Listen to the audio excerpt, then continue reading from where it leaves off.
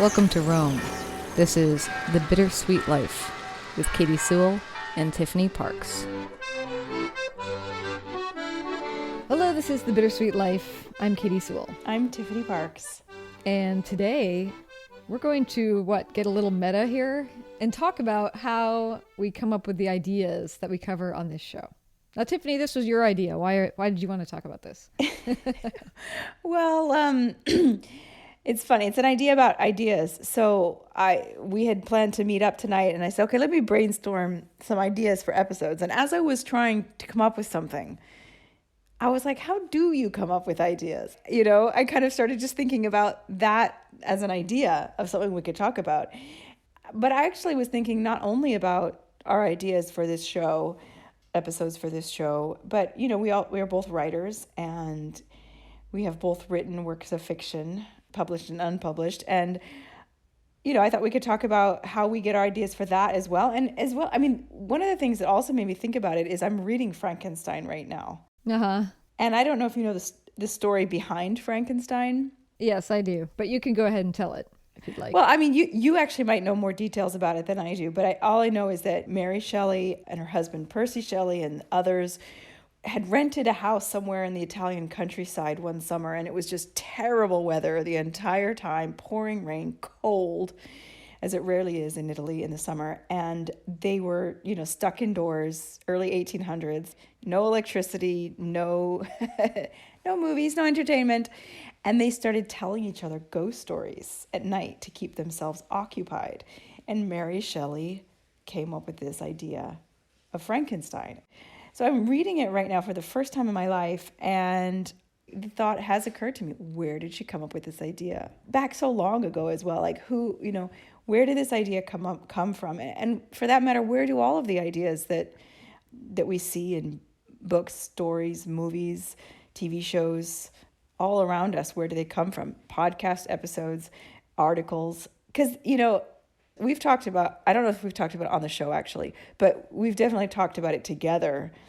I've sometimes said, I'm out of ideas. Yes. You know, after 8 years of this show, and you're kind of like, I'm never out of ideas. Yeah, there's always something to talk about. So I wanted to ask you as well, like where you get your ideas. Like how do you have this unlimited font of ideas for 4 episodes and, you know, any kind of content? Well, I believe, and I could get this wrong, but I believe, just going to Mary Shelley, that there was an interest at the time of scientifically about whether or not you could reanimate a dead corpse, I think. So she had either read or seen this idea in person and must have spun out from there about what would happen if you did reanimate a corpse and it was a new being on the earth. What would be their human responsibility of that? I imagine is where she started. Must be, yeah. I've heard that story a little differently, that they challenged themselves to who could write the best ghost story during that boring period of time. She was the only one that actually finished the story that she was writing as a part of that challenge. They were also there with Lord Byron. That's beside the point. I mean, I had to write a list of where do I get my ideas, and because the true answer is I get them everywhere. You know, yeah, they're scattered about the whole earth. So, I mean, where to even begin? One of the things I do is oftentimes if I'm traveling about in the world, and I don't know if you do this too, but I often carry a notebook with me, or if not a notebook, the notes app on my phone. Because as an idea strikes me, I try to write it down. And then sometimes you read it later and you think, wow, I don't know what I'm even talking about here sometimes. Yes, that's the worst. Yeah. Or 2, you know, especially those ones you have in the middle of the night, like when you wake up from a dream and you think, this is going to be the greatest book I've ever written. And then when you look at the notes that you wrote in the dark, you're just like, what? This has no drama to it whatsoever. And not only that, it's terribly boring. But so, yeah, I at least try to capture them as they come. But I think the first place I start is often my own curiosity. And that kind of bigger question I know we've talked about is, what do you want to do today? What do you want to learn about? What do you want to do with your life today? Because ultimately, these ideas are what you're doing with your own life, right? Whether you're writing it in a story or we're recording it for a podcast or I'm deciding somebody I want to talk to, it's ultimately what I'm doing with my day. Yeah, it's what you end up spending lots of time, especially if you're writing a book. Don't just write what you know, write what you like, because you are going to be spending a lot of time with it. This is going to be years of your life. I mean, sometimes I think I chase a question I'm trying to answer, whether I know I'm trying to answer that question or not.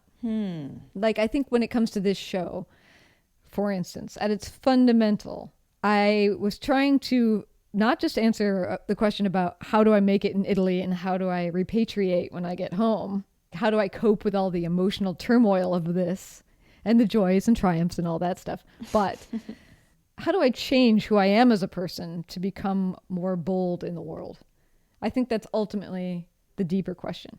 And when people are always saying, well, are you going to move back overseas? Are you going to go do that again? Are you going to move back to Rome and stuff? And I think that I still have not convinced myself that I am the person who would do this, even though I have done it, if that makes sense. I'm bolder, and I'm certainly different than I was when this show started, but I am still not the person who's selling it all and moving tomorrow. You know, I'm talking to people who potentially are those people, but I haven't convinced myself that I'm that person yet. Yeah, fair enough. Strangely. Not everybody is. Yeah. Even if you have done it once, I can't even imagine doing it again. Even to go back to my home country, and I went very willingly, as you know. So I totally get you. But let's talk about you. Like, when it comes to, let's say, a book that you're working on. And I don't know if you want to talk about the one you're currently working on or if you want to talk about the one you already did. But do you remember what the genesis of the idea is? Yes, for sure, with both of them. So the first, my published book, which is Midnight in the Piazza, if you haven't read it already. Go get a copy. Yeah, go pick it up. So Midnight in the Piazza was one of those, it was one of those books that, like, the seeds were planted long before I had any idea I was ever going to write a book. There were several seeds. There was the girl that I met, India, who I interviewed on a mini episode a couple of years ago now, episode India. She was 13 and living at the top floor of a building in Piazza Mattei and had a view of the turtle fountain out her window when I met her. So that was a seed. Another seed was I went on a tour with a friend of mine when I first moved to Rome and really didn't know the city very well. And he explained the legend behind the turtle fountain, how supposedly it was built in a single night because of a bet and gambling and all of this. And then the third seed was when I read somewhere that in 1981, I believe, the turtles, I don't know if it was one or all of them, which were supposedly created by Bernini, were stolen. That was, I think, what finally did it. This could be a really good story. This is the making of a mystery here. Yeah, because what I love is the old and the new. I love the combination of a modern person digging into the past. I love that in so many books that I read, especially if there's art involved. And so those were the three seeds that led to me writing that story. For the book that I'm working on now, Saving Caravaggio, actually, I'm working on the sequel of that book. I'm hoping to get it published eventually, soonish. Please, dear God. But anyway, the point is, I say I'm working on it now. I'm actually not working on it. I'm working on its sequel. But Saving Caravaggio, it was less of an individual moment and more of like, the more I got to know about Caravaggio, not just his art, but his personality and his life. Goes along with what you were saying. Like, I'm trying to solve a riddle here. I'm trying to figure something out. Whether it's about me or whether it's about something outside of me. In this case, it's something outside of me, which is, how is it possible that someone who is so violent and so antisocial and so, had so many extreme, probably personality disorders and anger management problems and rage and disregard for others, take someone like that and then look at the art that they create, which was so moving, so deep, so tender and compassionate, and just captured the humanity, the raw and beautiful humanity in the dregs of society. How can you justify this? Like, how can this be the same person?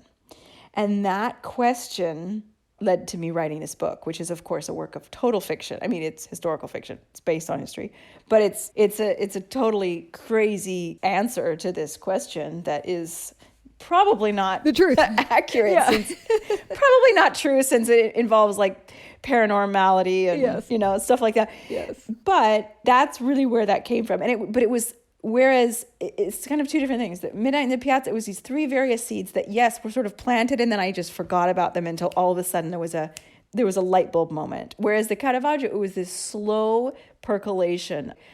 The more and more I got to know him, the more and more this idea started to develop. And I remember having a conversation with a friend when we were at an exhibit, a Caravaggio exhibit, years ago, and I was telling her this idea, and I had no idea where I was going with it, but I was like, I really want to write this book about Caravaggio, and it was years and years ago before I started, so that's me for my writing. Yeah, it's interesting. That kind of reminds me of, like, one of the things I'm working on writing. I'm not going to share right now because it's a good idea. I don't want anyone else to do it. I could totally see somebody else also thinking of this idea independently. So I'm not going to share it. Okay. But the other one that I've been working on is sort of very similar to you in this central question of who was Caravaggio. And it's in this one character that I'm writing that when we were on our trip to Ketchikan, maybe I already talked about it, I'm not sure, but when we took the boat up to Alaska and we went to Ketchikan and we encountered some of their tourist district, which was pretty much all shut down because of the pandemic. But one of the things in the tourist district was a place called Dollys House. And Dollys House was a house of prostitution that is now a museum. There were big plaques about who Dolly was on the side. And there was this one great detail, and that was she saw clients into her 80s. As a prostitute herself or as the madam? It didn't say.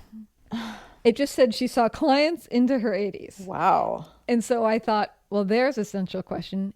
Don't you want to meet her at age 80? Yes. And meet who is showing up to see her? So that's where I started. Now, it also has this larger question is how does a real person's real life turn into something that's tourist kitsch, which I'm also going to try to get into. That bigger question of how we rewrite our own history into these kitschy tourist attractions. But like, let's stay small for now because it's going to take some time. But it's, again, that same central question. You meet this character and you think, who is that person and how did that come to be? And then I'm going to invent it. It's funny, though, when we talk about books and we talk about ideas and generating ideas for this show or other NPR shows I've done in the past or what have you, is books actually are a big place to find ideas, in my opinion, like reading other authors. And I remember thinking once, this is way back when I was working for NPR, and I used to get these book catalogs every spring, fall, winter. You get these catalogs from the publishers, and it's like, here's everything that's coming out. Let us know which books you're interested in so that maybe we can have our author on your show, right? We'd get these big, huge listings of everything that was coming out. And I remember I'd look at them over lunch, checking off things that sounded moderately interesting or what have you. And I would just be astounded at the breadth of what people would write about. There would be concepts for books that I would never have even dreamed of. It could be as minute as like the history of what happens in your eyelashes. There were always like these insane things. And I would be like, somebody wrote an entire book about this. The only thing that's popping to mind right now is one that's actually coming out right now by Bill Hayes, who's a guest we've had on the show. He is coming out with a book right now that's about the history of sweat. Wow, that's specific. Now, I have not seen this book, but it fits in the category of who would have thought to write a book about this. But I remember thinking at that time, reading that, and because this question of like, where do I come up with the ideas is something I hear a lot. And I thought, if all of these people can come up with a book about these minutiae, these little tiny things, how could you ever run out of ideas? There's got to be like an entire book in anything I see. And making a radio show is a lot easier than writing a book, And so I just sort of started thinking about it that way, not just what am I curious about, but, there's an idea around every single corner and under every single leaf, there's just ideas abound. I think you're right, but I think not everyone finds them as easily as you do. I think it's a gift. Well, I think it's a gift I'm that trained you had. to also. Yeah, it's a skill and a gift. I think that I'm the type of person who I will read something or see something, often see something in a museum. That's where I get my best ideas, really, is I famously say that every single idea I have had for anything I've ever written, it comes from Rome. Rome is my font of ideas. So I'll often be in a museum or an archaeological site. I'll just hear a story or read some random inscription on a tomb or something, and I'll just think, oh my God, that would be such a great idea. And I remember when I was studying for my tour guide exam, and I was going on these, we went twice a week, every Saturday and every Sunday for 3 months. We had to go on these visits. This is before Aurelio came along, clearly, on these visits to these different churches and archaeological sites. And I was taking copious notes constantly about the sites to try to study for them. And I remember so often I would scribble down a story idea in the margins because something that I heard on the tour gave me this brilliant idea. And I'm like, I got to go back and look through that notebook to try to find those ideas because they're lost in there now. And I have no idea where they are. Yeah. I probably won't be able to even read the handwriting. And, there's my $1 million idea down the drain. Yeah. But I feel like when it comes to fiction, my ideas are a little bit more plentiful. When it comes to writing articles, I decided long ago, I can't be a freelance writer. I can't write freelance articles for a job. Even though I'm a totally qualified writer, I can't come up with enough ideas for that kind of writing. I just can't. I follow lots of people on Twitter who are freelance journalists here in Rome. Their ideas are so fresh and so up to the minute and something that everybody's talking about.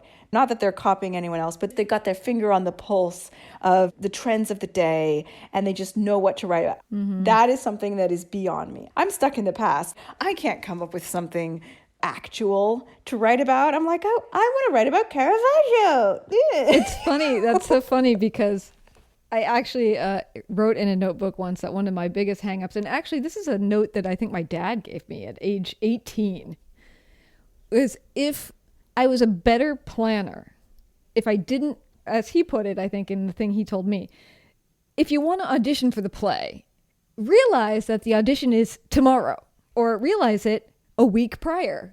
Don't realize it on the morning of that you're like, oh no, I have to be at that thing. And I think I do the same with certain ideas or articles in particular, is I'll write the thing. Some of you have read, I read part of it on the show, the essay I wrote about the 200th anniversary of Keats's death and the death of my friend Susan, looking at death from a long-term, short-term point of view, like when it's sudden or when it's languishing, right?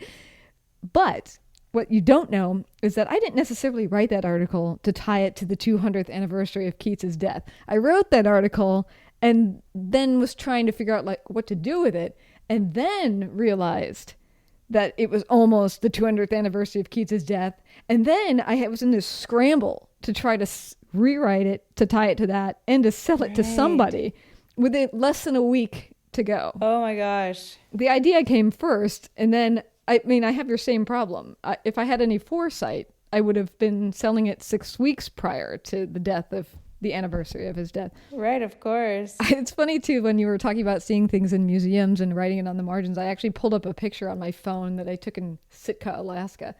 When I was starting to think about this idea of kitsch, I found this plaque that was for a woman named Marietta Davis. I'm not going to read you the whole plaque, but I took a picture of it because of this last couple lines. It just said, Marietta embraced Sitka's social life. She and the other ladies planned weekly surprise parties in which about 50 Russian and American partygoers took a house by storm. Now that's part of her description. What a weird thing when you have this small of a paragraph, I'm holding it up so you can see it, about yourself. And that's one of the main details that's written. So then the imagination side of my brain goes, what if she hated doing that? What if she hated throwing those parties? What if she didn't want that to be what she was known for? And then this is what ends up on her plaque. And I think that's just imagination. Yeah, and also just being able to turn something on its side, and not look at it straightforward and not accept something for face value, but say, well, wait a minute, maybe it's totally different. Yeah. I don't know if anybody listens to or watches Masterclass, but I did Neil Gaiman's Masterclass, and he said, if you think about, he talks about turning stories on their head, taking stories that everybody knows and turning them upside down. And he's like, think about Snow White. here she is. She's got extremely pale skin. She's got these red lips, and she goes to sleep she goes into a coffin, and, maybe the stepmother was right. Maybe she was a vampire, and he's like, look at things the other way. Don't just accept what you see. Don't just accept, we know the story over and over again, Snow White. No, maybe Snow White was the bad person. How do you know? Our guest Robert Fulgham a couple of weeks ago said in that interview, what do we learn from the story of Little Red Riding Hood? Well, we might learn that wolves need to watch out for little girls. Because ultimately, who ends up dying in that? Yeah. Yeah, for sure. Yeah. Yeah, it's a different way of looking at it. I mean, that's another way that you get a lot of ideas, or I do anyway, is talking to other people. Listening to Neil Gaiman. Yeah. Or you bring up an idea, like, I'm thinking about writing this book about kitsch, and then somebody says, oh, well, what if blah, blah, blah. And half those ideas you're going to throw out. Oh, for sure. But then every now and then one's going to resonate, and you're going to be like, you're right. That is a totally different way of looking at it that I didn't see before. Oh, I had my idea for Saving Caravaggio. I thought I had the whole idea for the book. I mean, I didn't have the particulars, but I thought I had it. I thought I had the main bit. And I was talking it over with Claudio. This is probably about 2 or 3 years ago now. And he said, well, what if, and I'm not really going to say it out here because the book's not finished. I mean, it's not published, let's say. Can you give us an inkling? Well, yeah. I mean, it has to do with what I was just saying. How the crux of the story, how could someone so damaged and so, so violent and so crude and have this depth to him, have this light to him amidst all the darkness? And he's like, well, what if it's this? And he's like, oh, no, because I was thinking about writing it as a middle grade at that time. He's like, no. He's like, no, that's too dark. That's too dark for kids. Mm-hmm. But his idea was too good. It was so perfect that I used it. And that's when I decided, as I started to write it, it's like, no, this is not a middle grade book. This is young adult. And now it works. If it hadn't been for Claudio's idea, I don't know, Katie, if it would be the same book that it is now. Let's just say that. So absolutely, you get ideas from people. I don't think anyone, even Shakespeare didn't have all of his own ideas. No. The story of Romeo and Juliet existed long before Shakespeare started writing it. Yes. And others as well. And I believe he added Mercutio and the nurse. But otherwise, it was a well-known story. Yeah. But I mean, who made it what it is? Shakespeare obviously made it what it is. Yep. And the same can be true for certain fairy tales. There are certain writers who claim fairy tales. Like the Grimm's brothers claim Cinderella, so does Charles Perrault, who wrote it, Yep. Someone once must have said there's no such thing as an original idea. It's all inspiration. Yes. I remember a colleague that I worked with at NPR telling me that she was one of those people that had done great, brilliant work for a long time before I came on the scene. And you would say, oh, I think I'm going to do a show about this. And she'll say, well, we already did that. And I said, but when? 1985? Can I still do it? I mean, it's been a while, right? So we used to joke about yeah. You come new on the scene, there's always going to be somebody who can say, hey, we already did that. And then you have to say, well, yeah, but Shakespeare already did that. Does that mean I can't rewrite Romeo and Juliet again? Well, yeah, and people have done it, and it's beautiful and it's wonderful. And I mean, retellings is like its own genre, and people love retellings. I love retellings. Yeah, I just saw in the bookstore yesterday, there was a whole book of fairy tales that was gender swapped. Okay, that's fun. So anything that happened to a girl and it was now a boy character. That should be fun. What I love most of all is a retelling when you don't realize at first it's a retelling. Take Emma and put it in modern times, but changing it, making it different. And my favorite retelling in the world, which I think a lot of people don't know is a retelling, is Bridget Jones's Diary, which is a retelling of Pride and Prejudice. Oh, interesting. It's a loose retelling. It doesn't follow it. Like, you can't line it up and say this character is this character and that character is that character. But there are a lot of parallels that you will see if you are looking out for it. And I mean, I don't think it's not a coincidence that she called, the hero of the story Mark Darcy. Interesting. It's definitely a retelling. And, she's got the embarrassing mother, and she's got the Wickham character, the dastardly Cleaver, Daniel Cleaver.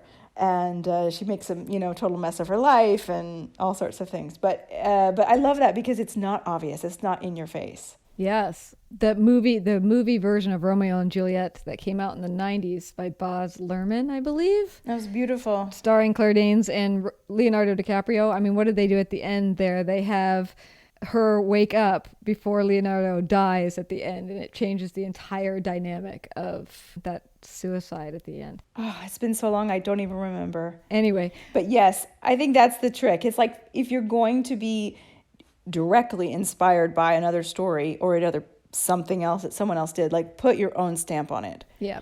For sure. Well, and of course, as we wrap it up, the other one I put on my list is listeners. Yeah.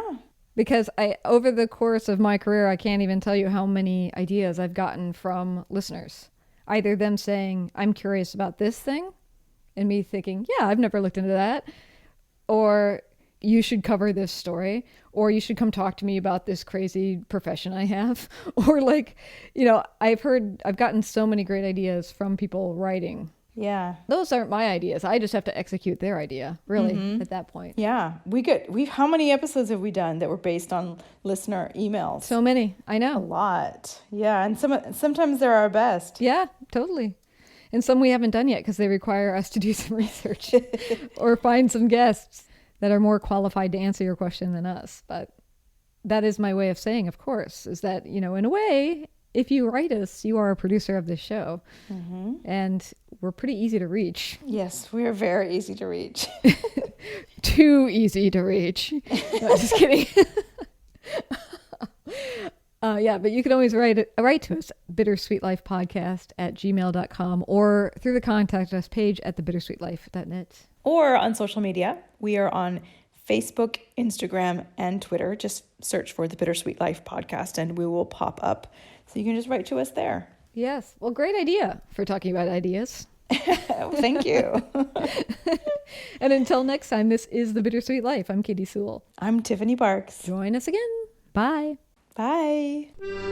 Support the show by wearing a Bittersweet Life t-shirt or socks or even a Bittersweet Life face mask. We have merch, and you might find your new favorite mug by visiting thebittersweetlife.net. Click on support to explore the merch catalog. And have fun.